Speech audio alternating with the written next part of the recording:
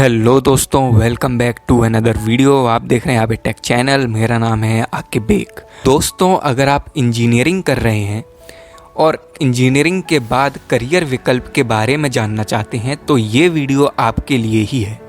इसे अंत तक ज़रूर देखिएगा। इस वीडियो में हमने IES के रूप में मिलने वाली सुविधाएं, जिम्मेदारियों और उनके महत्व के साथ IES के पद पर चयन होने वाले UPSC द्वारा आयोजित होने वाली परीक्षाओं की अलग अलग तरीके के बारे में विस्तार से बताया है। साथ ही इस वीडियो में हम आपको बताएंगे कि IES के पद पर चयनित होने के बाद आपको किस प्रकार की संस्थाओं में कार्य करने का मौका मिलेगा, करियर अपॉर्चुनिटीज़ क्या होंगी और भविष्य में किस प्रकार की ग्रोथ और पद एवं वेतन की उम्मीद आप कर सकते हैं। तो चलिए इस वीडियो को शुरू करते हैं। लेकिन वीडियो शुरू करने से पहले हमारे चैनल को सब्सक्राइब जरूर कर लें। सब्सक्राइब बहुत ज़रूरी है और उसके बगल में जो बेल आइकन है उस बेल आइकन को ज़रूर प्रेस कर लें ताकि हम कोई भी नई वीडियो डालें तो आपको उसका नोटिफिकेशन मिल जाए और आप हमारी वीडियो को मिस ना कर पाएँ। तो चलिए शुरू करते हैं। Let's begin.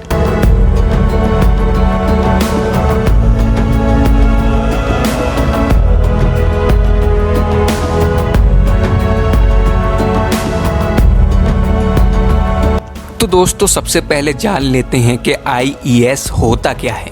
IES का पूरा नाम इंडियन इंजीनियरिंग सर्विसेज है। IES परीक्षा उस सेवा विषय से संबंधित है जिसके द्वारा अंतिम रूप से चुने हुए उम्मीदवार एक टेक्नो मैनेजरियल ऑफिसर के रूप में भारत सरकार के अलग अलग इंजीनियरिंग, तकनीकी एवं मैनेजमेंट से जुड़े कार्यों की जिम्मेदारियों को संभालने का काम करते हैं। IES भारत सरकार के अलग अलग विभागों में संचालित होने वाले इंजीनियरिंग से संबंधित कार्यों को सफलतापूर्वक आगे बढ़ाने की जिम्मेदारी संभालते हैं।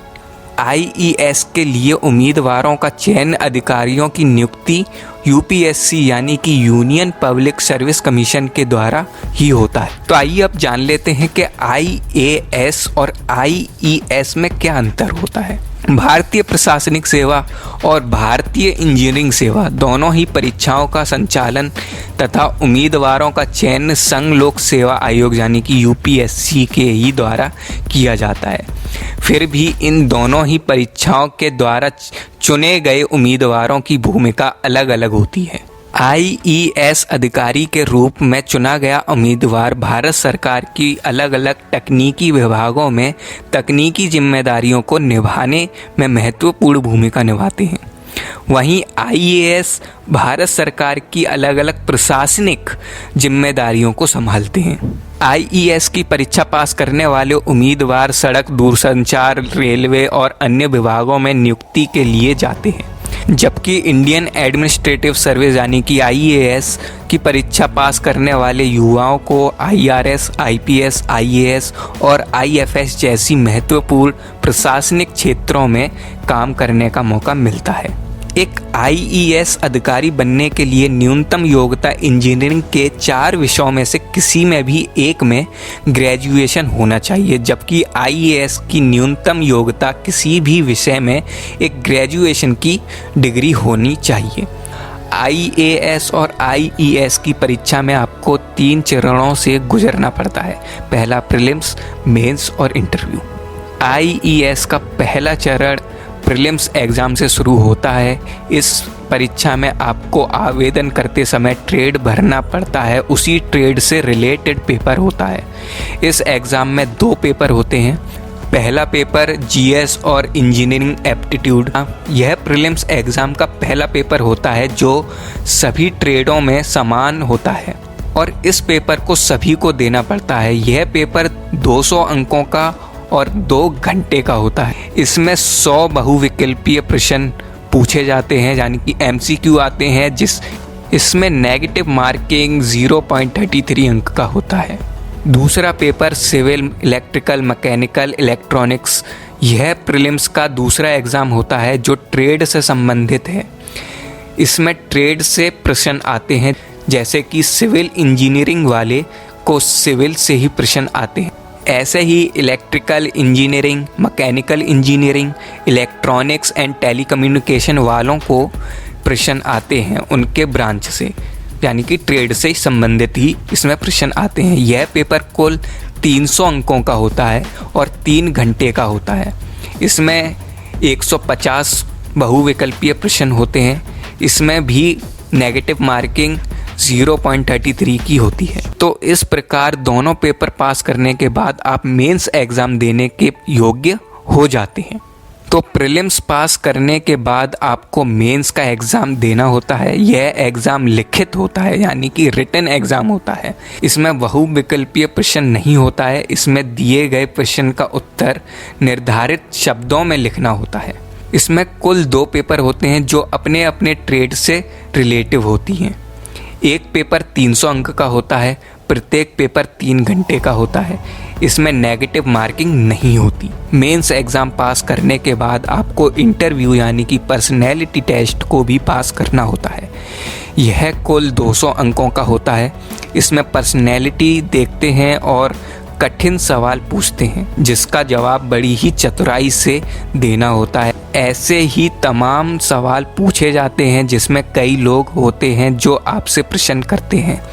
इस तरह अगर आप इस इंटरव्यू को पास कर जाते हैं तो आप एक IES का एग्ज़ाम भी पास कर लेते हैं और आप एक IES ऑफिसर बन जाते हैं। तो कौन सी ब्रांच का इंजीनियरिंग किस सेक्टर में काम कर सकता है, तो मैं आपको सबसे पहले मैकेनिकल इंजीनियरिंग के सेक्टर बताता हूँ। सारे नहीं बताऊँगा, आपके सामने लिस्ट आ रही होगी स्क्रीन पे, आप देख सकते हैं। ये सारे मैकेनिकल इंजीनियरिंग सेक्टर हैं, जैसे कि central power engineering, Indian railway service of mechanical engineering, geological survey of India, Indian supply service.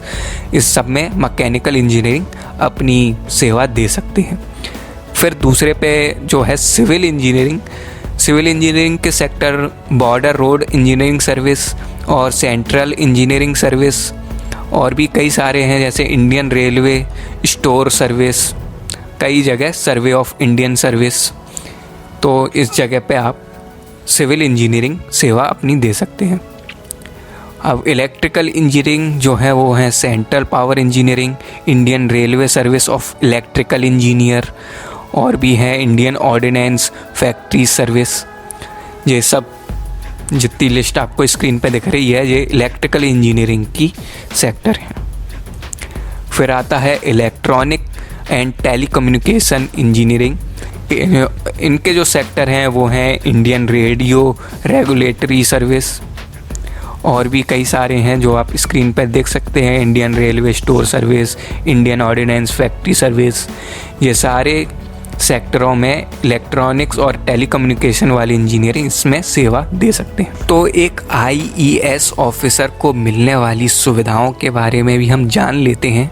एक इंजीनियरिंग सर्विस के अधिकारी के रूप में नियुक्ति के साथ ही आपको भारत सरकार के क्लास A ऑफिसर की सारी सुविधाएं मिलती हैं।